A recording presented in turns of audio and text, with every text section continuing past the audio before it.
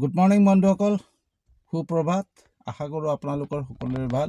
Universe ব্ৰহ্মাণ্ডৰ ওচৰত সদায় প্ৰাৰ্থনা কৰোঁ যাতে আপোনালোকক সকলোকে ভালে ৰাখে, কুশলে ৰাখে। তাৰে কামনাৰে আজি ভিডিঅ'টো আৰম্ভ কৰিব লৈছোঁ। তো বন্ধুসকল, আজি গাড়ীৰ ভিতৰত ভিডিঅ' বনাই আছোঁ, কাৰণ আজিৰ পৰা এই গাড়ীখন মই চলাব লৈছোঁ। বাইদেউগৰাকীৰ গাড়ী। তো বাইদেউগৰাকীক মানে সদায় ঘৰৰ পৰা স্কুললৈকে আনিব লাগে, আকৌ স্কুলৰ পৰা ঘৰলৈ লৈ যাব লাগে, সেয়াই কাম। ঠিক আছে। তো ভাবিলোঁ যে মোৰ যোনটো এক্সট্ৰা সময় থাকে সেই এক্সট্ৰা সময়টোত যেতিয়া এইটো কাম পাইছোঁ, তো মোৰ এটা এক্সট্ৰা ইনকাম হৈ যাব, এটা এক্সট্ৰা উপাৰ্জন হৈ যাব। তো সেই চিন্তা কৰি পেলাই আজি এই কামটো আৰম্ভ কৰিছোঁ। ঠিক আছে। তো আপোনালোকে আশীৰ্বাদ কৰিব যাতে আগুৱাই যাব পাৰোঁ। কাৰণ আজিকালি জানেনে বন্ধুসকল, আজিকালি এটা উপাৰ্জনে একো নহয়, এটা উপাৰ্জনে ঘৰ চলিব নোৱাৰি। তো সেইটো কাৰণে ভাবিলোঁ যে আৰু এটা উপাৰ্জন হ'লে মানে সুচাৰুৰূপে ঘৰখন চলাই লৈ যাব পাৰি। তো এইটো কাৰণে ভাবিলোঁ যে মোৰ এক্সট্ৰা সময় আছে, সেই সময়কণ যদি সদব্যৱহাৰ কৰোঁ তেতিয়াহ'লে মোৰ এটা উপাৰ্জন আহিব। আৰু ভগৱানে এটা ধুনীয়া আশীৰ্বাদ দি থৈছে, ধুনীয়া বিদ্যা দি থৈছে। সেই বিদ্যাটো যদি মই সদব্যৱহাৰ কৰোঁ তেতিয়াহ'লে সেই বিদ্যাৰ মাধ্যমেৰে মই পইচা উপাৰ্জন কৰিব। তো মই ড্ৰাইভিং ভালকৈ জানো, তো ড্ৰাইভিং জানো কাৰণে তো আজি এই গাড়ীখন চলাব লৈছোঁ আজিৰ পৰা। ঠিক আছে। তো এক্সট্ৰা ইনকাম হয় না, এক্সট্ৰা ইনকাম। তো এক্সট্ৰা ইনকাম বহুত প্ৰয়োজন বন্ধু। ঠিক আছে। এক্সট্ৰা ইনকাম নহ'লে আজিকালি নচলে। কাৰণ কেলে অসৎ টকা মানে অসৎ পথ অৱলম্বন কৰি পেলাই অসৎ পইচা ঘটাতকৈ অকণমান কষ্ট কৰি সৎ পইচা ঘটিলেও মানুহৰ সন্মানটো থাকে। ঠিক আছে। আৰু তাতে ঈশ্বৰৰ আশীৰ্বাদো থাকে। তো সেই চিন্তা কৰি পেলাই আৰু কামত মই কোনো লাজ নকৰোঁ। কাম কোনো সৰু ডাঙৰ নহয়, কাম কামেই হয়। ঠিক আছে। মাত্ৰ সৎ হ'ব লাগে। ঠিক আছে। তো সেইটো কাৰণে ভাবিলোঁ যে আজি এইটো কাম আৰম্ভ কৰোঁ, কাৰণ এক্সট্ৰা ইনকাম লাগে। এক্সট্ৰা ইনকাম কৈ আছোঁ নহয়। তো এক্সট্ৰা ইনকাম কি জানেনে বন্ধুসকল, আজি মই ভিডিঅ' এটা চাইছিলোঁ। আজি নহয়, যোৱাকালি মই ভিডিঅ' এটা চাইছিলোঁ। আৰু যোৱাকালি ভিডিঅ'টোত কি হ'ল মানে আচৰিত লাগিলে, নিজৰ মানে অন্তৰখন চুই গ'ল আৰু নিজকে বহুত ডাঙৰ ভয় লগা হ'ল, আচৰিত ভয় লাগি গ'ল। ঠিক আছে। ভিডিঅ'টো চোৱাৰ লগে লগে ভিডিঅ'টো বিহপুৰীয়া গাঁৱৰ লখিমপুৰ বিহপুৰীয়াৰ এজন ডাক্তৰ। আচৰিত লাগিছে ন, এজন ডাক্তৰ। ভাবকচোন, এজন ডাক্তৰ, কিমান ডাক্তৰ, আমিতো সাধাৰণ মানুহ। এজন ডাক্তৰ মানে হোমিঅ'পেথিক ডক্তৰ। কিন্তু হোমিঅ'পেথিক ডাক্তৰ হ'লেও ডাক্তৰেই দিয়কচোন, হয়নে? তো এজন ডাক্তৰৰ মানে পৰিস্থিতিটোক দেখা পাই মই মানে অন্তৰত ভয় লাগিলে। বন্ধুসকল, আপোনালোকে প্ৰথমতে কৈ লওকচোন, আপোনালোকে সুৰক্ষিত হয়নে? আপোনালোকে নিজে চিন্তা কৰেনে যোনটো আপোনালোকে উপাৰ্জন কৰি আছে, মই এতিয়া যোনটো উপাৰ্জন কৰি আছোঁ, সেই উপাৰ্জনৰ পথটো সুৰক্ষিত হয়নে? আমাৰ উপাৰ্জনৰ পথৰ পৰা আমাক লৈ পেলাই আমাৰ ফেমিলিটো সুৰক্ষিত হয়নে? এবাৰ নিজক প্ৰশ্ন কৰক। যেনেকৈ মই প্ৰশ্ন কৰি আছোঁ, আপোনালোকেও নিজে প্ৰশ্ন কৰক যে আমি যোনটো উপাৰ্জন কৰোঁ, মোৰ এতিয়া ধৰক ঘৰতো মই এটা অনলাইন কাম কৰি আছোঁ, অনলাইন কামৰ পৰা মই এটা উপাৰ্জন পাইছোঁ, এইটো এটা উপাৰ্জন পথ পাইছোঁ। কিন্তু এই উপাৰ্জন যে কৰি আছোঁ, মোৰ দুটাকে উপাৰ্জনৰ পথ এতিয়া। গতিকে দুটাকে উপাৰ্জনৰ পথ হ'লেও মোৰ ফেমিলিটো মোক লৈ পেলাই সুৰক্ষিত হয়নে? বা মোৰ এই ইনকামটো যোনটো উপাৰ্জন কৰি আছোঁ, সেই উপাৰ্জনৰ পথটো সুৰক্ষিত হয়নে? মই ভাবোঁ নহয়। আপোনালোকে কি ভাবে নাজানো, কিন্তু মই ভাবোঁ নহয়। যদি যিমানেই জব বুলি ক'লে, চাকৰি বুলি ক'লে যে মই কোনোবা এটা নিৰ্দিষ্ট চাকৰি কৰি আছোঁ, মোৰ উপাৰ্জনৰ পথ এটাই, মোক লৈ পেলাই মই যেতিয়ালৈকে এক্টিভ হৈ থাকিম তেতিয়ালৈকে মোৰ উপাৰ্জন আহিব। যেতিয়া মই ইনএক্টিভ হৈ যাম, মই উপাৰ্জন কৰিব অসমৰ্থ হৈ যাম, তেতিয়াহ'লে উপাৰ্জনৰ পথটো যদি বন্ধ হৈ যায়, তেতিয়াহ'লে সেই পথটো কেনেকৈ সুৰক্ষিত হ'ব পাৰে আপোনালোকে নিজে চিন্তা কৰকচোন। ঠিক আছে। এতিয়া বুজি পালে কথাটো? কেনেকৈ কথাটো চাওক দে। মই যদি গভৰ্ণমেণ্ট জবেই কৰি আছোঁ, ধৰক মই ডাঙৰ অফিচাৰ এজনে, যদি মোৰ সেই চাকৰিটো কেতিয়ালৈকে থাকিব, যেতিয়ালৈকে মই সুস্থ শৰীৰেৰে থাকিম, যেতিয়া মই ভালে থাকিম, তেতিয়া চাকৰিটো থাকিব।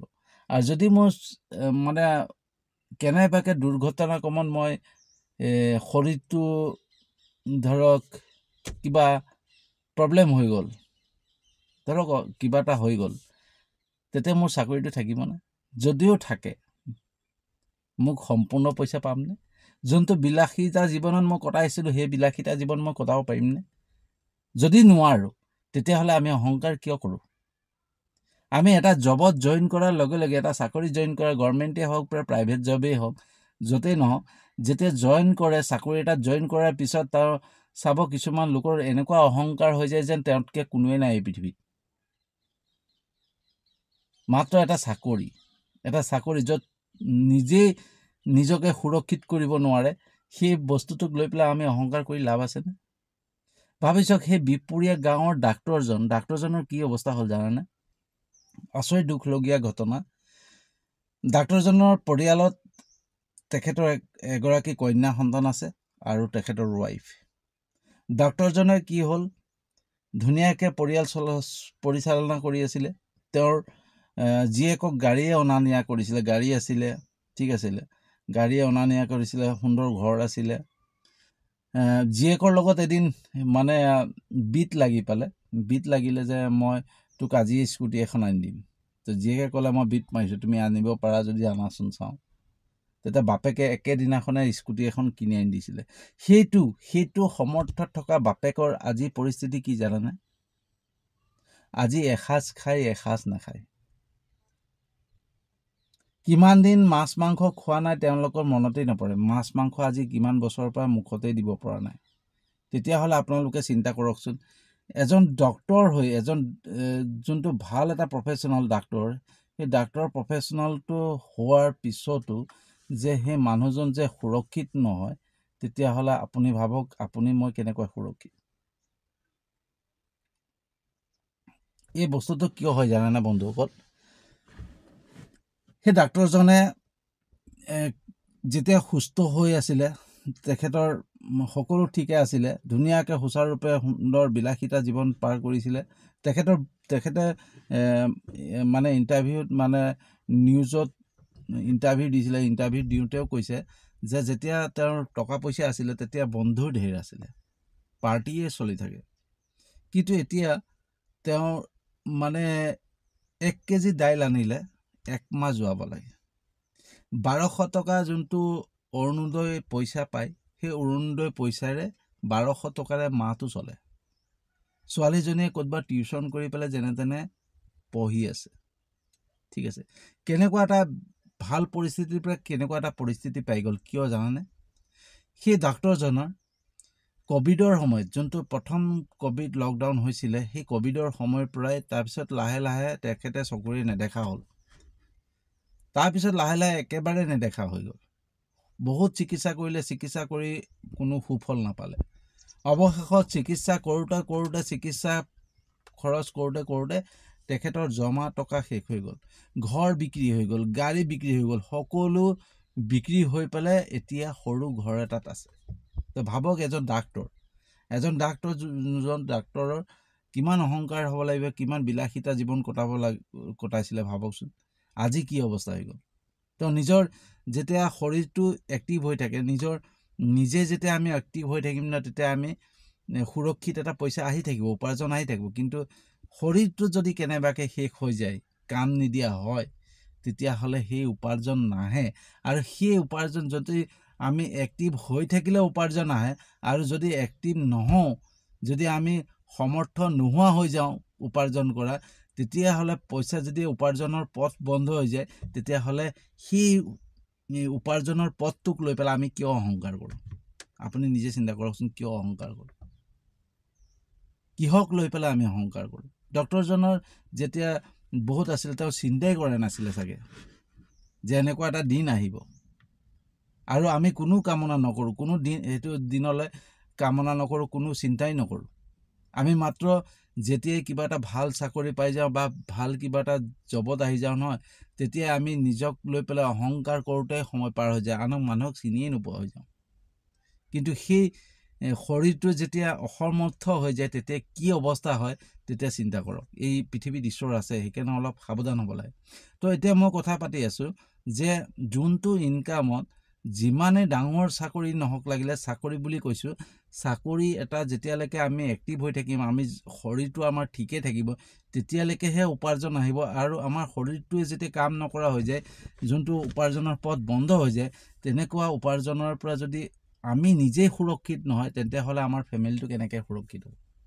আমি যদি এই পৃথিৱীত একেবাৰে নাথাকোঁ, তেতিয়া আমাৰ ফেমিলিটো কেনেকৈ সুৰক্ষিত হ'ব, কেনেকৈ জীয়াই থাকিব? আমি এবাৰ চিন্তা কৰোঁ, কেতিয়াও নকৰোঁ। যেনেকৈ সেই ডক্টৰজনে চিন্তা কৰা নাছিলে, কিন্তু আজি তেওঁ ভুক্তভোগী। আমি সদায় এটা বস্তু চিন্তা কৰিব লাগে যে আমি আজি সুৰক্ষিত, মোৰ উপাৰ্জন আহি আছে, মোৰ ঘৰখন চলি আছে, মোৰ ল'ৰাটো ঠিকে আছে, মোৰ পৰিয়ালটো শান্তিৰে ভাত সাজ খাইছে, শান্তিৰে আছে, যে মোৰ হাজবেণ্ড আছে বা মোৰ দেউতা আছে, মোৰ দেউতাই মোৰ পইচা ইনকাম কৰিব, মোৰ মায়ে ভাবিছে মোৰ ল'ৰাটো আছে, মোৰ ল'ৰাটোৱে পইচা ইনকাম কৰিব, ঘৰলৈ পইচা আহিব, আমি ধুনীয়াকৈ চলিম। কালি যদি মই নাথাকোঁ, তেতিয়া কি হ'ব? আমি কোনোবা দিন চিন্তা কৰোঁনে? নকৰোঁ। আমি অহংকাৰ কৰোঁ। কোনোবাই যদি ক'বলৈও যায় নহয়, বাদ দিয়া আহে, বাদ দিয়া আহে। আমি ভৱিষ্যতৰ কথা চিন্তাই নকৰোঁ যে আমাৰ যে এই শৰীৰটো আমাক যে সদায় লগ নিদিব, কোনোবা দিন কোনোবা এটা সময়ত বিপদত পৰিবও পাৰোঁ, দুৰ্ঘটনা হ'বও পাৰে, সেই কথা আমি এক্টিভ হৈ থকা সময়ত কেতিয়াও চিন্তা নকৰোঁ। যেতিয়া আমি ইনএক্টিভ হৈ যাওঁ, যেতিয়া প্ৰব্লেম আহি যায়, তেতিয়াহে গম পাওঁ। যেনেকৈ সেই ডক্টৰজনে যেতিয়া তেওঁৰ উপাৰ্জন আহি আছে, তেওঁ সুস্থ হৈ আছিলে, তেওঁ কোনোদিনে চিন্তা কৰা নাছিলে চাগে যে মোৰ পৰিয়ালটো এদিন এনেকুৱা অৱস্থা হ'ব। কিন্তু যেতিয়া তেওঁৰ উপাৰ্জনৰ পথটো নাইকিয়া হৈ গ'ল, তেওঁ অন্ধ হৈ গ'ল, তেতিয়া গম পাইছে যে মই কি কৰিলোঁ, হয়নে? তো এতিয়া কথা হৈছে যে আমি পেচিভ ইনকাম, মানে ধৰক সুৰক্ষিত ইনকাম এটা পাব হ'লে কি কৰিব লাগিব? চাওক, আমাৰ যোনটো কৰ্ম, মই এতিয়া গাড়ীখন চলাব জানো, মই ড্ৰাইভাৰ, মোৰ ৱাইফ ড্ৰাইভাৰ কেতিয়াও হ'ব নোৱাৰে। মই তাইক শিকাই দিলেও তাই বেলেগৰ ওচৰত গাড়ী চলাব যাব নোৱাৰে, এইটো পচিবল নহয়, হয়নে? তো মই যদি আজি পুলিচত চাকৰি কৰি আছোঁ, তো মই পুলিচ হয়, তো মোৰ ৱাইফ পুলিচ হ'ব নোৱাৰে, সেইটো চাকৰি পাব নোৱাৰে। মই যদি ডাক্তৰ হয়, যেনেকৈ সেই হোমিঅ' ডক্টৰজন, সেই ডক্টৰ, তেওঁ হোমিঅ'পেথিক ডক্টৰ, তেওঁ ডাক্তৰ আছিলে, তেওঁ ৱাইফ ডাক্তৰ হ'ব কেতিয়াও নোৱাৰে, হয়নে? তো যোনটো বস্তুত আমি যোনটো হয়, সেইটো মোৰ ৱাইফ হ'ব নোৱাৰে। মোৰ আনপ্ৰেজেণ্ট, মই নথকাৰ অৱস্থাত মোৰ ৱাইফে যোনটো কাম কৰিব নোৱাৰে, সেইটো বস্তু কেতিয়াও সুৰক্ষিত নহয়। আৰু সুৰক্ষিত হোৱা বস্তু যদি আছে, একমাত্ৰ বস্তু হৈছে ব্যৱসায়। যিকোনো এনেকুৱা এটা ব্যৱসায়, যোনটো ব্যৱসায় মই নথকাৰ অৱস্থাটো মোৰ ৱাইফে চলাই যাব পাৰে, মোৰ ল'ৰাটোৱে চলাই যাব পাৰে। নিজস্বতা, সেই নিজস্বতা বোলা বস্তুটো নিজক লাগিব। কাৰণ চাকৰিটো গভৰ্ণমেণ্ট চাকৰি এটা মোৰ কৰি আছোঁ, মোৰ ৱাইফেতো গভৰ্ণমেণ্ট চাকৰি কৰিবগৈ নোৱাৰে, তেওঁ আকৌ ইণ্টাৰভিউ দিব লাগিব, আকৌ কিবা কৰিব লাগিব, তাৰপিছত পালে পাইছে, নাপালে নাই, ভাগ্য, হয়নে? মই আজি ভাগ্যৰ বলত কিবা এটা পালোঁ, কিন্তু তাই হয়তো নাপাবও পাৰে, হয়নে? তো মই যদি ইঞ্জিনিয়াৰ হয়, মই যদি এডভকেট হয়, মোৰ ৱাইফটো নহয়, মোৰ ৱাইফেতো সেইখিনি কৰিব নোৱাৰিব, মোৰ ল'ৰাইতো সেইটো কৰিব নোৱাৰিব। তো সেইটো মই কেনেকৈ সুৰক্ষিত ইনকাম হ'ল, কেনেকৈ মানে আমি এটা ছিকিউৰ থকা ইনকাম বুলি ভাবি লওঁ, আৰু তাক লৈ পেলাই আমি কিয় অহংকাৰ কৰোঁ? আপুনি নিজে চিন্তা কৰক। তো সুৰক্ষিত ইনকাম কৰিবৰ কাৰণে এটা মানে সুৰক্ষিত ব্যৱস্থা যদি আমি ফেমিলিৰ বাবে কৰিবলৈ হয় নহয়, তেতিয়াহ'লে এটা সুন্দৰ এনেকুৱা এটা ব্যৱসায় কৰিব লাগিব, যাতে সেই ব্যৱসায়টো ধুনীয়াকৈ চলি যায়, আৰু মোৰ ফেমিলি, মোৰ আনপ্ৰেজেণ্টত, মোৰ নথকাৰ অৱস্থাত মোৰ ফেমিলিও যাতে সেই ব্যৱসায়টো চলাই যাব পাৰে, মোৰ ল'ৰাইও যাতে সেই ব্যৱসায়টো চলাই যাব পাৰে। তেতিয়া মই নাথাকিলেও কোনো কথা নাই, কালি মোৰ ৱাইফে সেই ব্যৱসায়টো চলাই পেলাই মোৰ ঘৰখন চলাই নিব পাৰিব, নিজেও চলিব পাৰিব, নিজৰ ল'ৰাটোকো চলাব পাৰিব। মোৰ ৱাইফেও নোৱাৰিলে বা মোৰ ল'ৰাটোৱে যদি ডাঙৰ হৈ গৈছে, মোৰ ল'ৰাটোৱে সেই ব্যৱসায়টো চলাই নিব পাৰিব। তো সেইটো কাৰণে ব্যৱসায় সদায় সুৰক্ষিত হয়। আমি মাৰোৱাৰীসকলক মানে উপলুঙা কৰোঁ বা কিবা আমি কি কৰোঁ যে তেওঁলোক বহিৰাগত, তেওঁ আমুক লোক, তেওঁলোকৰ পৰা শিকিবলগীয়া বহুত কথা আছে, যোনটো আমি শিকিব নিবিচাৰোঁ। মাৰোৱাৰীসকলৰ পৰা আমি বহুত শিকিবলগীয়া আছে। মাৰোৱাৰীসকলে কেতিয়াও নিজেও চাকৰি নকৰে, নিজৰ ল'ৰা ছোৱালীকো চাকৰি কৰিবলৈ নিদিয়ে। কিয় নিদিয়ে? একমাত্ৰ হৈছে তেওঁলোকে নিজ স্বাধীন হিচাপে জীয়াই থাকিব বিচাৰে, কাৰো আণ্ডাৰত জীয়াই থাকিব নিবিচাৰে। ছেকেণ্ড কথা হৈছে তেওঁলোকে সদায় নিজৰ ফেমিলিটোৰ সুৰক্ষা চিন্তা কৰে। তেওঁলোকে এইটো ভাবে যে মই যোনটো কাম কৰিম যাতে মোৰ ল'ৰাইও সেইটো কৰিব পাৰে, মোৰ ৱাইফেও কৰিব পাৰে, মোৰ আনপ্ৰেজেণ্টত মোৰ সকলোৱে কৰিব পাৰে, সেইটোৱে মোৰ বাবে সঠিক হ'ব। আৰু সেইকাৰণে ব্যৱসায় কৰে। ব্যৱসায় সকলোৱে কৰিব পাৰে। বন্ধুসকল, এনেকুৱা এটা কাম যোনটো ব্যৱসায় মই নথকাৰ অৱস্থাত মোৰ ফেমিলিয়ে চলাই যাব পাৰিব, কিন্তু চাকৰিটো কেতিয়াও নোৱাৰে। গতিকে বন্ধুসকল, আমি যদি যোনটো বস্তুত আমি নিজেই সুৰক্ষিত নহয়, তেতিয়া আমাৰ ফেমিলিটো কেনেকৈ সুৰক্ষিত হ'ব? কালি যদি মোৰ ভৰি দুটা কেনেবাকৈ নাইকিয়া হৈ যায়, চকু দুটা নাইকিয়া হৈ যায়, মই ঘৰত শুই থাকিবলগীয়া নহয়, তেতিয়াহ'লে মোক কোনো পুচুতা নহয়, তই যে গভৰ্ণমেণ্ট চাকৰি কৰিছিলি, তই আমুক কৰিছিলি, তই তামুক কৰিছিলি, সেইবিলাক কোনো পুচুতিবলৈ নাহে। কাৰণ যেতিয়ালৈকে পইচা ইনকাম আহি থাকিব তেতিয়ালৈকে সোধা মানুহ ঢেৰ ওলাব, বন্ধু ঢেৰ ওলাব। যেনেকৈ ডক্টৰজনে ইণ্টাৰভিউত কৈছিলে, যেতিয়া মোৰ পইচা আছিলে, যেতিয়া মোৰ উপাৰ্জন আহি আছিলে, তেতিয়া মোৰ ঢেৰ বন্ধু, কিন্তু আজি বন্ধুৱেই নাই। আজি মোক সোধা মানুহ এজনেই নাই। আনকি আজি যদি মই ওলাই যাওঁ নহয়, মোক অন্ধ বুলি কণা বুলি জোকায়, উপলঙা কৰে। মোৰ ছোৱালীক কণা বুলি উপলঙা কৰে, এই কণাৰ ছোৱালী আহিছে বুলি। এটা সময়ত ডাক্তৰৰ ছোৱালী আহিছিলে বুলি কৈছিলে, ছাৰৰ ছোৱালী, ছাৰ আহি আছে। আজি ছাৰ বুলি নকয়। কিয় নকয়? যেতিয়ালৈকে আমাৰ যোগ্যতা থাকিব তেতিয়ালৈকে আমাৰ স্থিতি অনুযায়ী আমাৰ যোগ্যতা ভিত্তিত আমাক মানুহে চিনি পায়। আৰু যেতিয়া আমাৰ যোগ্যতা হেৰুৱাই পেলাওঁ নহয়, আমাৰ স্থিতিটো নাইকিয়া হৈ যায়, তেতিয়া মানুহে আমাক কুকুৰ বুলিও নোপোচে। সেইটো সদায় মনত ৰাখিব লাগে। সেইকাৰণে কেতিয়াও জীৱনত অহংকাৰ কৰিব নালাগে, সৎ পথত যাব লাগে। আৰু যিমান পাৰোঁ আমি সুৰক্ষিত এটা ব্যৱস্থা, যদিও চাকৰি কৰি আছোঁ, আজি মই যদি এই গাড়ীখন চলাই আছোঁ, অনলাইনত কাম কৰি আছোঁ, মই চিন্তা কৰি আছোঁ যে মই এটা ব্যৱসায় কৰিব লাগিব, যোনটো ব্যৱসায় মাধ্যমেৰে মোৰ ৱাইফ, মোৰ ফেমিলিটো ছিকিউৰ্ড হয়। সেইকাৰণে ব্যৱসায় প্ৰয়োজন, ব্যৱসায় লাগিবই। কিবা এটা ব্যৱসায় কৰি পালে হ'লেও মোৰ ফেমিলিটোক ছিকিউৰ কৰাবই লাগিব।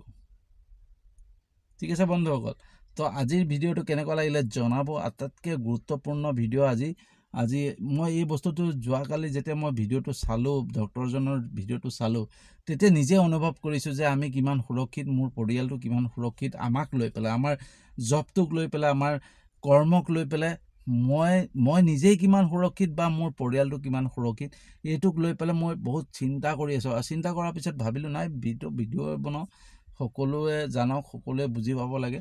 তো মই যদি ভিডিঅ'টো ডক্টৰজনৰ ভিডিঅ'টো যদি পাওঁ, মই ডেছক্ৰিপশ্যনত আপোনালোকক দি দিম লিংকটো, চাব। তেতিয়া নিজেই বুজি পাব যে কেনেকুৱা এটা পৰিস্থিতি হৈ গৈছে, কেনেকুৱা এটা অৱস্থা। এটা লাভবিলাক জীৱন কটাই, এটা ধনী জীৱন কটাৰ পিছত, ঠিক আছে, গাড়ীত অহা যোৱা কৰা ছোৱালী, ভাল ঘৰত থকা ছোৱালী আজি এসাঁজ খাই এসাঁজ নাখায়, 1 কেজি দাইলে 1 মাহ যোৱাবলগীয়া হৈছে। এজন ডাক্তৰ, ভাবক। তো আমি অহংকাৰ কৰি একো লাভ নাই জীৱনত, যে মোৰ এইটো আছে সেইটো আছে বুলি অহংকাৰ কৰি একো লাভ নাই। সেই অহংকাৰ কোন সময়ত কোন ক্ষণত শেষ হৈ যাব কোনো গম নাপায়। বন্ধুসকল, সেইকাৰণে কেতিয়াও অহংকাৰ নকৰিব। জীৱনত পৰিয়ালটোক সুৰক্ষিত কৰিবৰ কাৰণে, নিজক সুৰক্ষিত কৰিবৰ কাৰণে এটা ব্যৱস্থা কৰাৰ চিন্তা কৰক। সদায় আমি এটা চিন্তা কৰিব লাগে যে আমি কেনেকৈ সুৰক্ষিত হওঁ, মোৰ পৰিয়ালটো কেনেকৈ সুৰক্ষিত হয়। কালি যাতে আমি নথকা অৱস্থাটো মোৰ পৰিয়ালটো সুচাৰুৰূপে কাকো ভৰিত নপৰাকৈ খাই চলি যাব পাৰে, তেনেকুৱা এটা ব্যৱস্থা আমি কৰি যোৱাটো আমাৰ দায়িত্ব বুলি লৈ সেইটোক লৈ পেলাই কাম কৰা ষ্টাৰ্ট কৰিব লাগে। আমি অহংকাৰ কৰি মানুহক দেখুৱাই একো লাভ নাই। মানুহে যেতিয়া আমাৰ টকা আছে, টকা থাকিব, যেতিয়া স্থিতি ধুনীয়া থাকিব, আমাৰ যোগ্যতা থাকিব, তেতিয়া মানুহে আমাক ভালকৈ ব্যৱহাৰ কৰিব। আৰু যেতিয়া আমাৰ যোগ্যতা নাইকিয়া হৈ যাব, আমাৰ স্থিতি নাইকিয়া হৈ যাব, আমাক কুকুৰ বুলিও নোপোচে। সেইটো সাৱধান হৈ যাব। তো আজিলৈ ইমানতে সামৰণি মাৰিছোঁ। তো কেনেকুৱা লাগিলে জনাব। যদি সঁচাকৈ ভাল লাগিছে, ভিডিঅ'টো যিমান পাৰে শ্বেয়াৰ কৰিব, যাতে সকলোৱে গম পায় যে আমি নিজৰ যোনটো জবক লৈ পেলাই আমি অহংকাৰ কৰোঁ, বা যোনটো নিজৰ কৰ্মক লৈ পেলাই যি আমি অহংকাৰ কৰি থাকোঁ, বা এইটোৱে সুৰক্ষিত আৰু এইটোৱে একমাত্ৰ আমাৰ আহিলা বুলি ভাবি লওঁ, এটাই পথ বুলি ভাবি লওঁ, সেইটো আচলতে নহয়। আৰু আমি এটা সুৰক্ষিত কাম কৰাৰ চেষ্টা কৰিব লাগে যাৰ মাধ্যমেৰে আমি নিজে সুৰক্ষিত হওঁ আৰু পৰিয়ালটোকো সুৰক্ষিত কৰিব পাৰোঁ সেইকাৰণে যিমান পাৰে ভিডিঅ'টো শ্বেয়াৰ কৰি দিব আৰু যদি মোৰ ভিডিঅ'বিলাক ভাল লাগে আপোনালোকক তেন্তে হ'লে মোৰ ইউটিউব চেনেলটোত ছাবস্ক্ৰাইব কৰি দিব যাতে এনেকুৱা ধৰণৰ ভিডিঅ'বিলাক পাই থাকে ঠিক আছে আৰু মোৰ এটা ফেচবুক পেজো আছে তাতো আপোনালোকে ফ'ল' কৰি ল'ব তো আজিলৈ ইমানতে সামৰণি মাৰিছোঁ আৰু এটা নতুন বিষয়বস্তু লৈ আহি আছোঁ